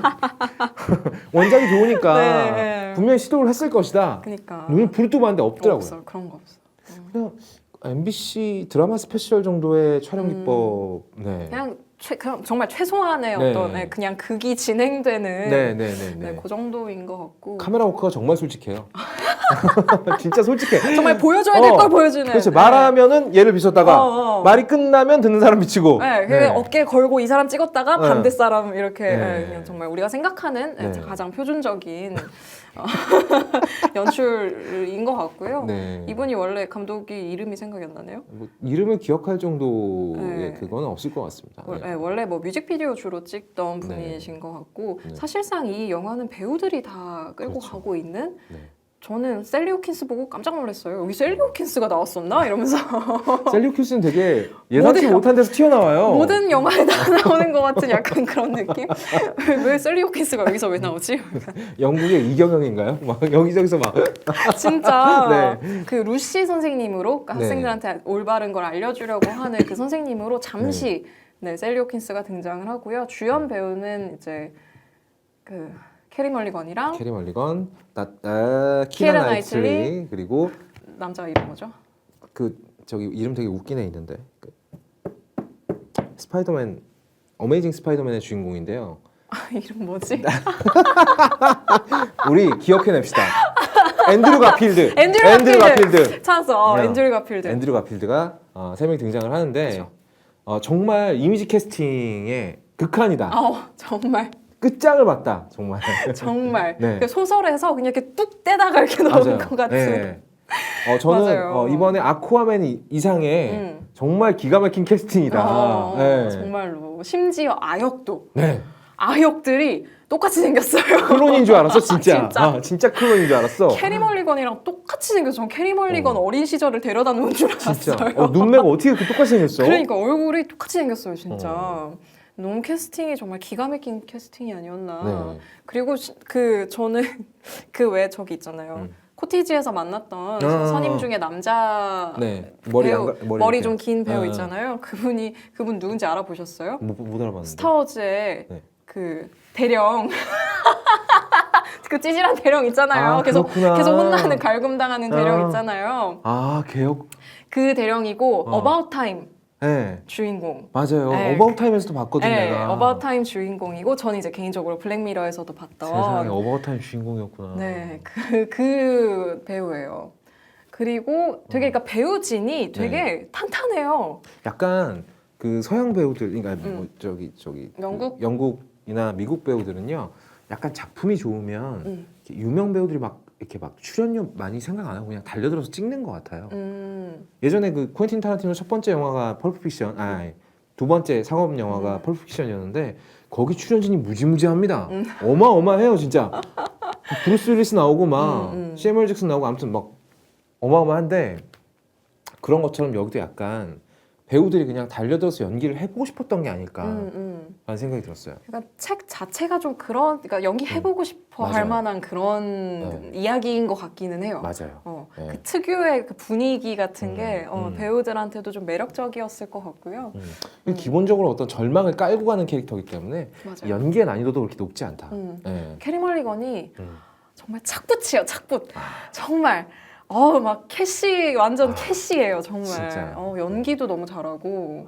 캐리 멀리건이 별 말을 안 하는데 그 얼굴만 봐도 왜 이렇게 슬프죠? 그 그러니까 여자는. 네. 뭔가 눈이 그렁그렁함이 있어. 맞아. 제가 아까도 얘기했지만 네. 꼭 그런 여자들이 남자 인생을 망친다니까. 위대한 개츠비에서. 위대한 개츠비 드라이버. 드라이버에서. 물론 이게 뭐 남녀 어떤 뭐 성차별적인 발언이 아니라요. 네, 이게 작품에서요. 네, 작품에서 네. 캐리 멀리건 같은, 그러니까 오히려 키이나 나이틀 같은 여자가 그런 약간 기센 얼굴을 갖고 있는 여성 배우가 막 남자를 막 쥐고 흔드는 거 너무 당연하게 느껴지잖아요. 그럴만하지. 안젤리나 졸리 뭐 이러면 총 막 이렇게 쏘는. 졸리 누나가 하면 그냥 말 들어야지. 이유가 없어. 그런데 캐리 멀리건 류의 이미지가 있죠. 그런 네. 회사한 이미지, 그렇죠. 약간 순수하고 조금 그런 이미지가. 본인은 있죠. 아무것도 모르면서 주변 사람들 다 파괴시키는. 본인은 아무것도 몰라. 웃으면서 살인하는 약간 그런 느낌인가요? 웃으면서 폭탄 던지는? 이런 거죠. 겨울님은 아무것도 모르는데 겨울님을 놓고 주변에서 한 12명의 남자가 싸우다가 다 죽이는 거야 서로. 그 본인 몰라. 본인 몰라. 무슨 일 있었나요? 막 살아남은 한 명한테 왜 이렇게 다쳤어요? 막 이러면 치료해주고. 그럼 이제 그 남자가 얘기를 하죠. 당신은 아무 잘못이 없어요. 당신은 아무것도 위대한 개츠비. 위대한 개츠비 딱 그 꼴이거든요. 위대한 개츠비에서 왜 차 사고 내고. 네. 그리고 난 아무것도 모르다니. 레오나르도 디카프리오가 조용히 죽죠. 이게 약간 그런 캐리 멀리건의 얼굴이 정말 가장 채싹 정말 찰떡 정말 진짜 그런 제대로 찰떡이 붙어있다. 없어요. 너무 막 얼굴에 슬픔도 있고 네. 되게 뭔가 초연함도 있고 네. 애증도 있고 그게 다 있더라고요. 그걸 다 그 많은 감정들이 그 사람 얼굴에서 그냥 갈무리가 돼요. 그리고 캐리 멀리건의 얼굴 하나로 딱 정리가 되는 거죠. 그리고 너무 그리고 약간 스타일링이 바뀌잖아요. 네. 이제 간병인 할 땐 머리를 짧게 자르고 코티지에 있을 때 머리가 좀 더 길고 약간 그런 이미지 변화가 조금 있는데 거기서 왜 그 코티지에 있을 땐 조금 더 젊은 시절, 어린 네. 시절을 연기해야 되고 간병인일 땐 조금 더 나이가 있는 맞아요. 10년 후의 모습을 연기를 해야 되는데 뭐 별다른 분장을 그렇게 안 했는데 표정이나 이런 거에서 그 시간차가 확 느껴지더라고요. 그렇죠. 그 연륜이라고 하면 좀 웃기고 성숙함을 표정으로 드러내는. 그렇죠. 그 세 배우 다 그 10년의 시간차를 네. 굉장히 연기로 이렇게 확 커버를 하는 게 되게 멋지더라고요. 이 영화는 정말 제작비가 많이 안 들었을 거예요. 들 건덕지가 없어요. 그렇죠. 네. 그래서 이게 영화 자체가 음. 그 상을 아마 캐리 멀리건이 이걸로 그 인디 영화상 그 독립영화제에서 상을 받았던 걸로 알고 있는데 규모 자체가 독립영화 그렇죠. 규모였던 것 같아요. 러닝타임도 딱 독립영화의 그렇죠. 러닝타임이고요. 100분. 100분. 네. 네. 그 독립영화가 낼 수 있는 가장 긴 러닝타임이죠. 100분. 영화 자체는 임팩트가 굉장히 적습니다. 이 책을 안 읽고 영화만 보게 되면 약간 뭐가 많이 부족하다라는 느낌이 대단히 많이 들어요. 그러니까 영화를 그냥 그렇게 보고 나면 남는 게 되게 희미한 어떤 느낌밖에 그렇죠. 없어요. 뭔가 임팩트가 없고 뭔가 그런 이상한 영화가 이게 뭔가 이상한 느낌의 영화가 있었다. 보고 나면 정도의. 되게 기분 안 좋아지고. 저도 몇 년 전에 보고 이번에 다시 본 건데 확실히 영화를 안 보고 책을 먼저 읽는 게 확실히 좋은 것 같아요. 네. 그러니까 이 영화는 특히 그렇습니다. 저희가 뭐 소개해온 작품들이 거의 다 그랬지만, 그렇죠. 보통 그렇죠. 책을 먼저 읽는 게. 이 작품은 그 격차가 굉장히 심하다. 아주 크죠. 아주 큽니다. 그러니까 책은 노벨 문학상을 받은 작가가 쓴 책이고, 그렇죠. 영화는 그냥 약간 평범한 영화여서 네. 약간 격차가 더 있는 것 같은 그렇습니다. 느낌이 있습니다. 그러니까 책을 안 읽고 영화만 보실 거면 그냥 영화를 보지 마세요. 굳이 볼 안 필요 봐도 없습니다. 돼요. 네, 안 봐도 됩니다. 그러니까 뭐 배우들의 팬이다 그러면 몰라도, 그럼 볼 수 있죠. 그럼 몰라도 뭔가 작품성을 기대하고 볼 정도까지는 아닌 것 같고요. 네. 네. 관객의 상상력으로 되게 많이 채워야 되는데 그 상상력을 발휘하는데 필요한 재료들이 없어요. 영화 내에. 이런 건 미니멀리즘으로 가면 안 되거든요. 이런 건 섬세하게 이렇게 착착 채워 넣었어야 되는데 감독이 이걸 안 해줬다. 그렇죠. 네. 조금 더 좋은 감독이 했으면 뭐가 나왔을까 이런 생각이 드는 그런 작품이기도 하고. 근데 사실 또 영화 감독의 입장에서 보면 이 이야기 자체가 너무나 차분하게 진행이 되기 때문에 난이도가 높은 대단히 각색이기도 높은. 하죠. 달려들려면은 뭐 크리스토퍼 놀란 정도는 돼야 되지 않나. 약간 이 정도 되려면 그 테드 창 네. 각색자가 붙어야 맞아. 네, 그 정도는 붙어야 좀 좋은 작품이 나올 수 있을 것 같은. 네. 차라리 기타노 다케시가 만들어 보면 어떨까? 아, 그것도 느낌 있겠다. 그 사람 약간 어울리는 게 하나비, 있네요. 약간 기타노 다케시의 영화들이 약간 기본적으로 절망이 깔려 있거든요. 근데 아무렇지도 않아 하잖아요. 맞아요. 그리고 총 쏘는 것도 너무 무감각하잖아요. 저 기타노 다케시 영화에 총 쏘는 장면 너무 좋아하거든요. 약간 이렇게 서서 그냥 이렇게 쏘잖아요. 전혀. 막 이렇게 액션 이런 거 없어. 그냥 없어. 이렇게 쏘잖아요. 약간 그런 느낌. 그냥 도구일 뿐인 거야, 이 총은. 예. 그리고 맞는 사람들도 막 으아 이러면서 맞는 게 아니라 이렇게 서서 맞잖아요.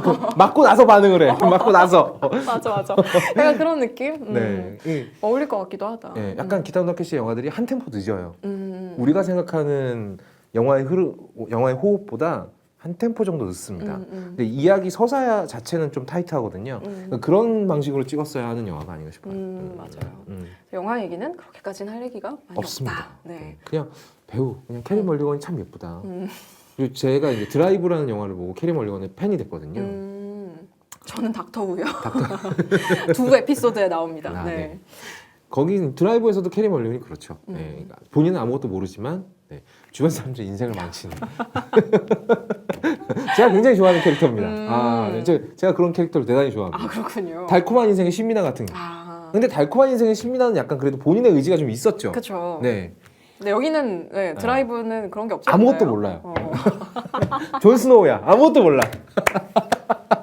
전 아무것도 몰라요. 약간 본인이 인간 병기인 줄 모르는 몰라. 인간 병기. 몰라. 그런 느낌을 대단히 좋아하기 때문에 굉장히 그 어떤 그 느와르 필름 느와르의 대단히 정통적인 주인공 여성상이에요. 그래서 제가 캐리 멀리건을 좀 좋아하거든요. 캐리 멀리건 팬분들은 네. 한 번 정도 보실 만한 영화이기는 합니다. 네. 퀴나 나이틀리 같은 경우에는 사실 근데 여기서 그렇게 연기할 거리가 많지는 않았던 것 그렇죠. 같아요. 그 운신의 폭 자체가 네. 그렇게 넓지는 않았던 것 같고요. 안 그래도 약간 단면적인 캐릭터인데 영화에 오면서 더 단면적인 캐릭터가 그냥 질투에 미쳐서 남자를 뺏는 그렇죠. 약간 허세와 네, 질투가 가득 네. 차 있는 뭐 그 정도의 캐릭터였던 것 같아요. 책에서는 그게 약간은 정당화가 되거든요. 좀 책이 훨씬 입체적이죠. 그렇죠. 사람이. 이 캐릭터가 입체적이죠. 그렇게 표현하면 되는 것을. 캐릭터가 입체적인데 영화로 가게 되면 되게 단면적이라서 좀 단순해졌어요. 좀 낭비된다는 느낌이 좀 있었고요. 맞아요. 그래서 저희가 그동안 계속 영화에 굉장히 힘을 준 작품들을 많이 맞아요. 다뤄왔었기 때문에 오늘은 책이 조금 더 좋은 작품으로 많이 진행을 좋습니다, 책이. 훨씬 좋은 작품으로 진행을 해봤습니다. 아 저는 항상 근데 이 리뷰 말미에 네. 이거를 항상 말씀드리고 싶었어요. 이게 이제 저희가 추천을 하지 않습니까? 이 책을 재밌게 읽으실 수 있는 분들과 이 책을 읽으면 재미가 없으실 분들을 좀 구분해서 알려드리면 좋을 것 같아요. 네. 좋은 생각이에요. 어떤 분들이 읽으면 재밌을까요, 이 책은? 기본적으로 소설을 많이 읽으시는 분. 그러니까 소설에 대한 재미를 알고 있으신 분들이 읽으셔야 될 것 같아요. 그렇죠. 그러니까 평소에 막 되게 무슨 이렇게 소설 아니 약간 비문학 교양서만 읽으시거나 아니면 소설 중에서도 뭐 스릴러 이런 것만 읽으시는 분들 말고 그런 분들 말고 그러니까 문학 작품으로서의 소설을 즐겨 읽으시는 분들이 조금 더 많은 걸 느낄 수 있을 만한 작품인 것 같습니다. 제가 봤을 때 이 책을 읽으면 안 되는 분들은요. 되게 칼 같은 SF 매니아 읽으면 안 됩니다. 맞아요. 네. 막 그런 누가 있을까요? 약간 필립 K. 딕 이런 네네네. 그러니까 정말 약간 하드 SF 이런 것만 읽으시는 분이나 아니면 SF 그러니까 SF의 설정 따지는 거 좋아하시는 분들 맞아. 설정집 같은 거. 설정 좋아하시는 분들 그런 분들은 조금 계속 거슬릴 수 있다. 대단히 거슬릴 겁니다. 네, 계속 읽으면서 왜지? 막 이러면서 계속 읽게 되는. 그러면 이제 감정이입이 안 되죠. 네. 그렇죠. 설정 좋아하시는 분들은 그 설정 덕후들이 있어요. 네, 맞아요. 네, 저도 약간 어떤 작품들에 대해서는 설정에 굉장히 집착을 하는 작품들이 있는데 그러니까 그런 거 좋아하시는 분들보다는 약간 문학 작품 좋아하시는 분들이 조금 더 즐기실 수 있을 것 같습니다. 그리고 전개 빠른 거 좋아하시는 분들 읽으시면 네. 읽지 마세요. 클라이막스 한 방 때려주는 거 좋아하시는 분들 읽으시면 안 되겠습니다. 7번 방의 선물 좋아하시는 분들. 촉수 언급입니다. 가까이 가지도 마세요. 절대 안 돼. 그런 거 말고 패터슨 이런 거 좋아하시는 분들. 제가 왜 이야기를 하냐 그러면 한 중반까지 이거 나랑 안 맞는데 이 책 계속 이러면서 읽었거든요. 근데 마지막 챕터로 가면서 이 뭐가 좀 조립이 되더라고요. 그러니까 역시 문학이든 뭐든 과실을 따 먹으려면 끝까지 가야 된다. 인내가 필요해요, 진짜. 맞아요. 네. 맞아요. 세상에 쉬운 일이 없습니다. 갑자기 글로 가. 책 한 권 읽는 것도 이렇게 어려운 세상이야. 그니까요. 네. 하지만 그 지루함 혹은 뭐 어떤 그런 예상과 다른 당혹스러움 이런 걸 이겨내면 생각보다 당신이 생각한 것보다 훨씬 많은 어떤 성찰의 기회가 있어요. 네. 여운이 긴 소설이어서 대단히 길죠. 네. 네. 작가가 한 절반 정도만 그리고 나머지는 책을 읽으시는 분들이 그리는 소설이라고 봐요. 맞아요. 네. 그래서 그런 느낌으로 약간 네. 참으면서 읽어보시면 어떨까 네. 그런 생각이 들고요. 녹턴도 상당히 좋은 작품이어서요. 녹턴은 단편집이어도 되게 얇아요. 네, 그래서 그런 녹턴도 한번 네. 네, 도전해보셔도 괜찮을 것 같습니다. 네. 자, 그러면 영화관의 책방 5회? 5회. 5회는 야 벌써 5회예요. 우리 벌써 반년이나 했네요, 이거를. 오, 세상에. 아, 반년 동안 5번밖에 못 만난 거야. 6번이죠, 6번. 아, 6번 만났구나. 네, 6번, 6번. 6번. 자주 봤어요. 자주 봤네요. 반년에 6번이면 자주 봤네. 그럼요. 자주 보고. 우리 친형보다 많이 봤네, 그러면. 이 정도면 훌륭하다. 비즈니스 그럼요. 프렌드. 네. 그럼 저희는 6회에서, 6회에서 네, 돌아오는 네. 걸로 네. 하겠습니다. 6회에서 뵙겠습니다. 네, 6회에서 봬요. 안녕히 계세요. 안녕. 영화관 옆 책방입니다.